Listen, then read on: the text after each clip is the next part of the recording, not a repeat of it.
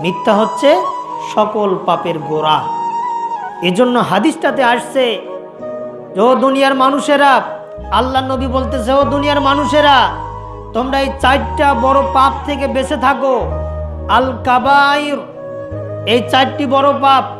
1 নম্বর হলো আশরিকু বিল্লাহ, 1 নম্বর আল্লাহর সাথে শরিক করিও না।